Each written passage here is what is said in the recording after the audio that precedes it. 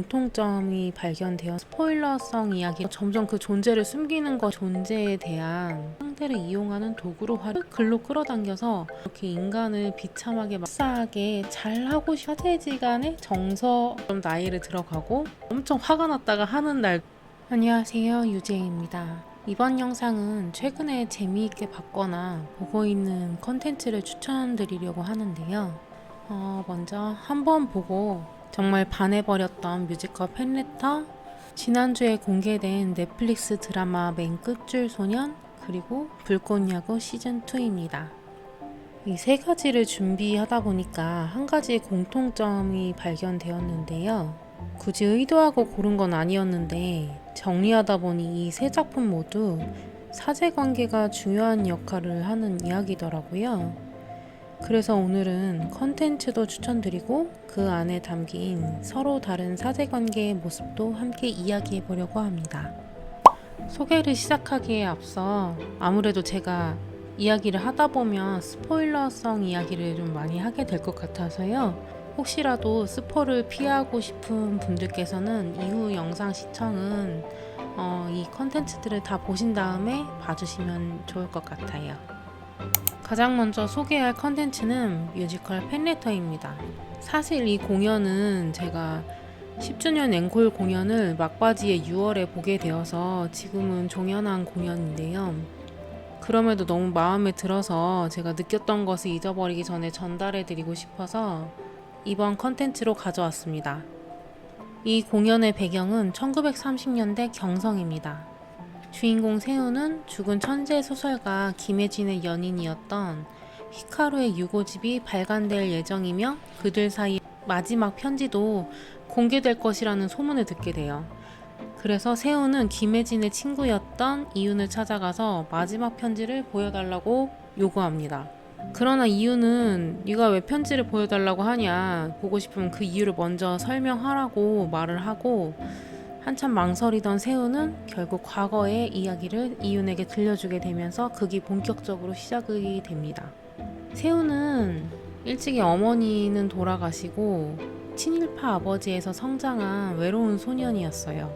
조선어로 된 문학을 읽고 글을 쓰는 것이 유일한 안식처였고 그의 곁에 있는 유일한 존재가 바로 히카루라는 세운의 또 다른 인격이었습니다.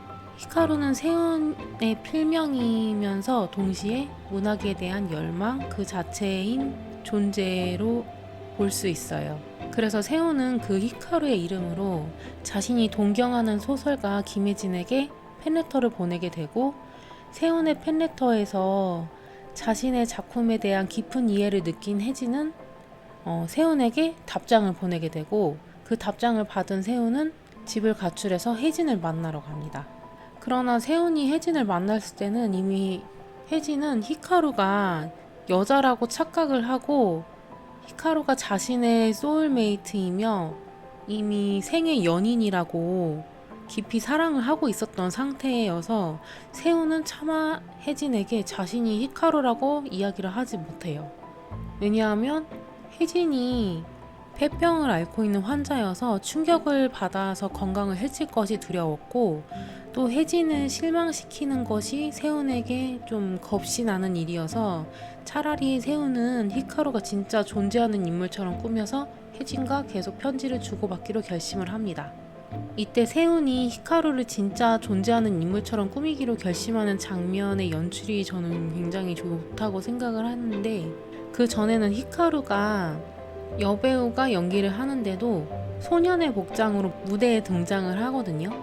그런데 세운이 히카루가 실제하는 인물로 꾸미기로 결심한 이후부터는 여성의 복장을 입고 무대에 등장을 합니다. 히카루의 역할이나 그때부터 히카루는 조금씩 세운과 분리되기 시작하는 것이 본격적으로 시각적으로 표현되는 거죠.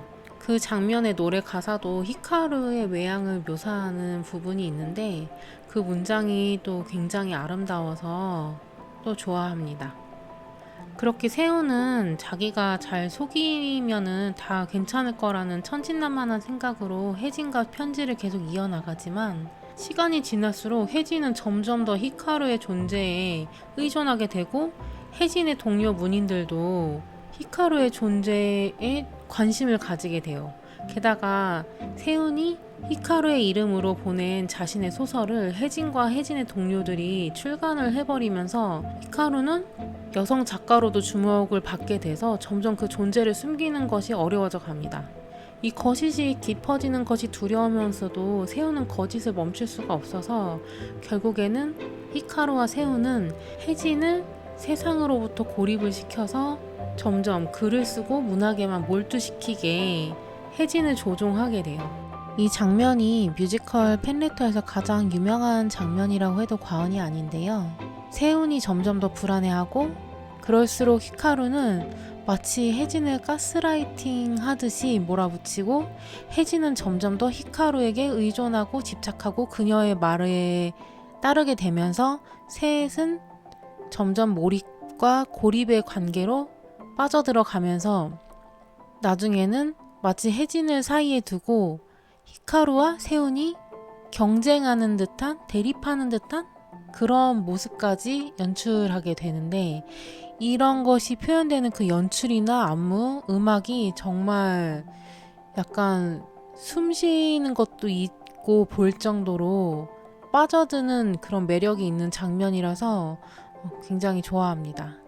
이렇게 건강이 나빠질수록 히카루라는 존재에 몰입하는 혜진과 거짓이 깊어지는 것이 두려우면서도 그 거짓을 멈출 수 없는 세훈, 그리고 점점 더 문학적 열망을 넘어서 욕망 그 자체가 되어서 세훈을 위한 존재가 아니라 세훈과 혜진을 자신의 욕망대로 조종하려고 드는 히카루의 폭주까지, 그게 절정으로 이어지면서 그들의 관계와 상황은 비극으로 치닫게 됩니다.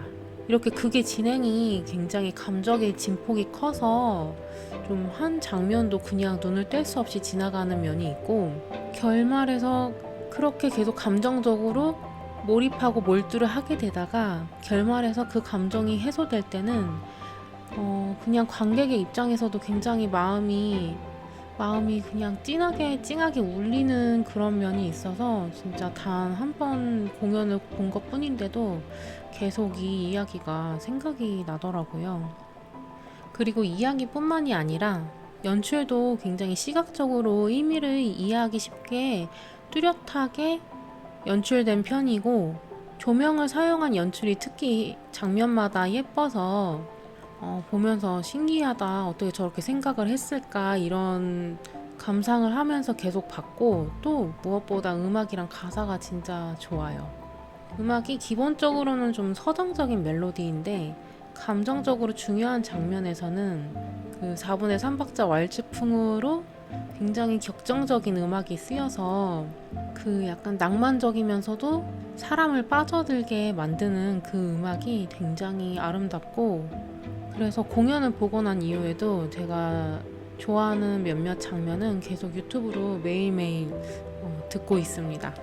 제가 특히 좋아하는 장면은 히카루를 실제 인물로 만들기로 결심한 장면에 거짓말이 아니야, 그리고 혜진을 자신들의 뜻대로 움직이게 하기 위해서 혜진을 고립으로 몰아넣어가는 섬세한 팬레터, 그리고 혜진이 위중한 상황에서도 그냥 혜진이 만들어낸 걸작에만 몰두하는 히카루의 별이 반짝이는 시간입니다.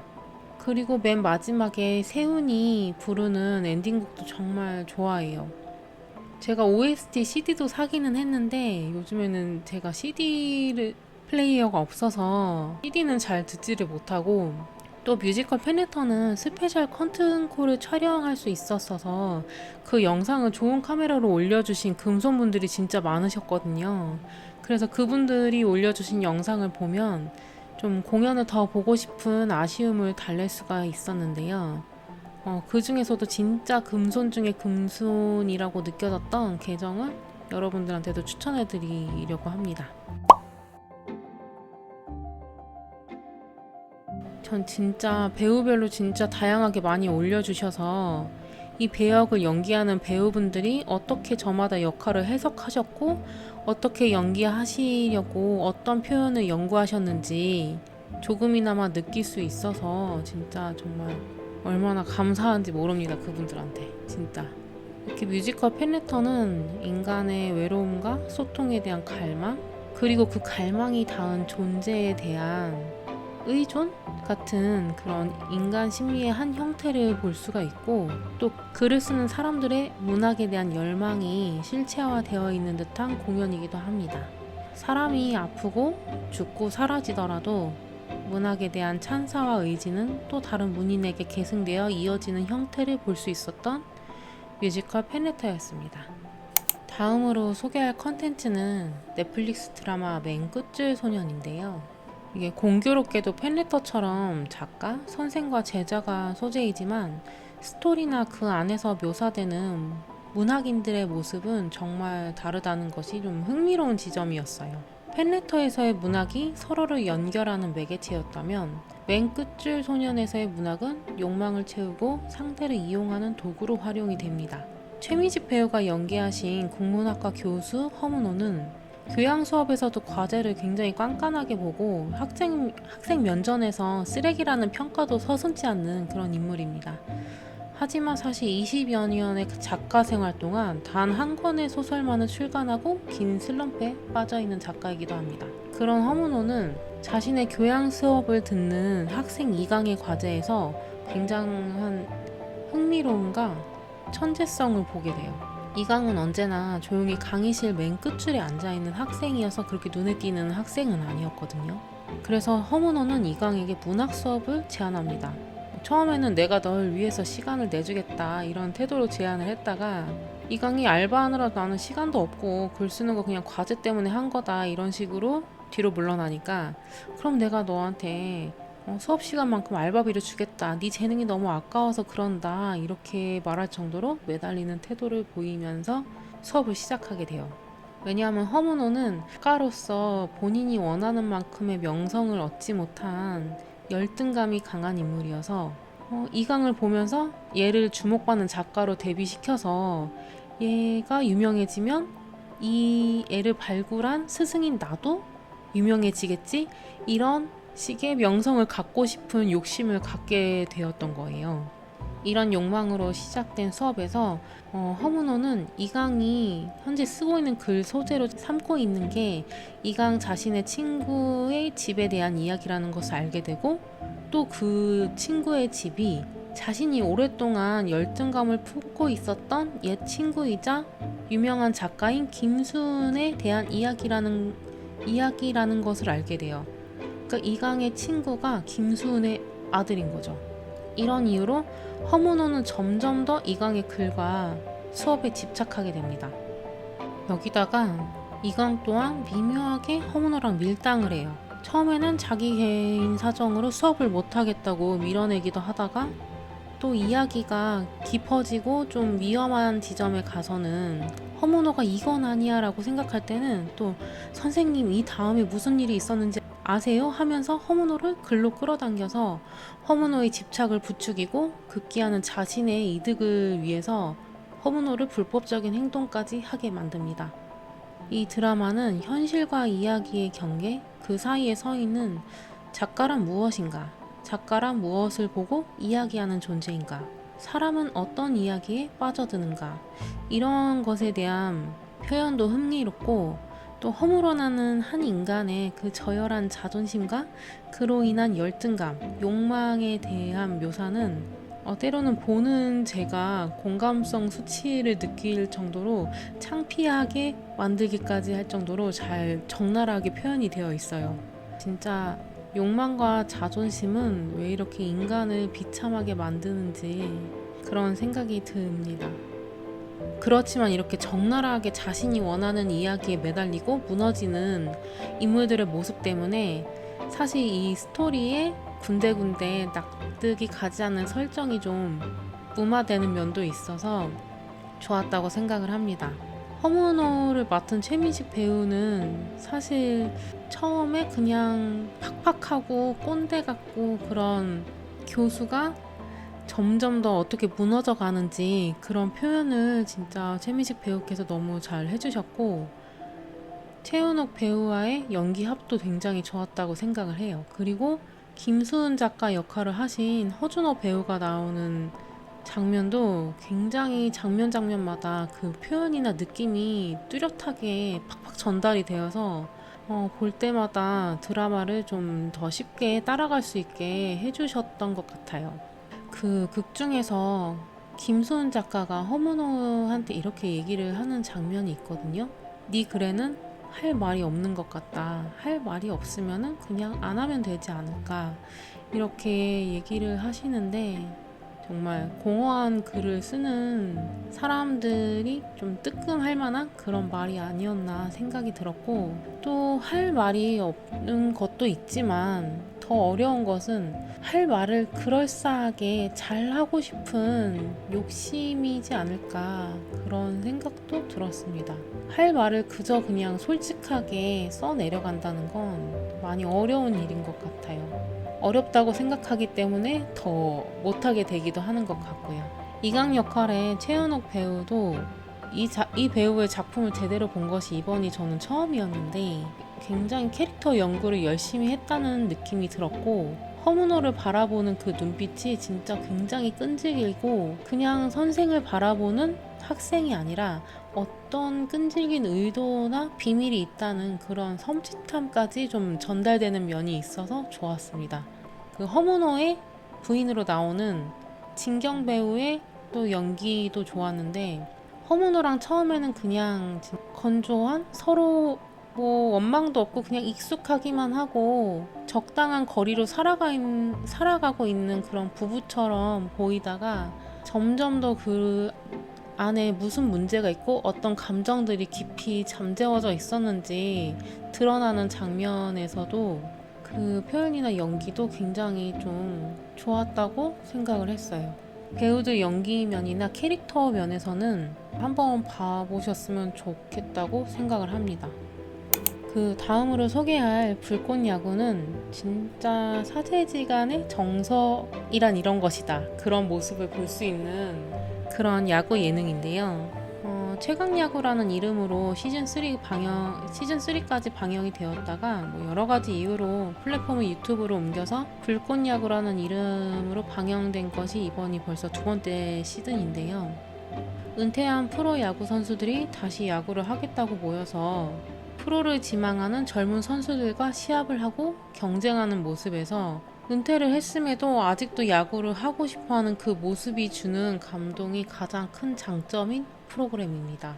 그리고 80여 세, 진짜 80세도 훌쩍 넘은 고령의 감독님인 김성근 감독님 그 아래에서 진짜 그 난다긴다 했던 프로 출신 선수들이 또 그 감독님한테 야구를 지금도 배우고, 문제를 지적받고 어떻게 해야 될까 고민을 하고 어떻게 더 잘할 수 있을까 생각하고, 그러면서도 본인들도 점점 나이를 들어가고 또 나이 드신 감독님 건강은 또 챙기기도 하고, 이런 모습들이 어딘가 좀 되게 애잔하고 귀여운 면이 있어요.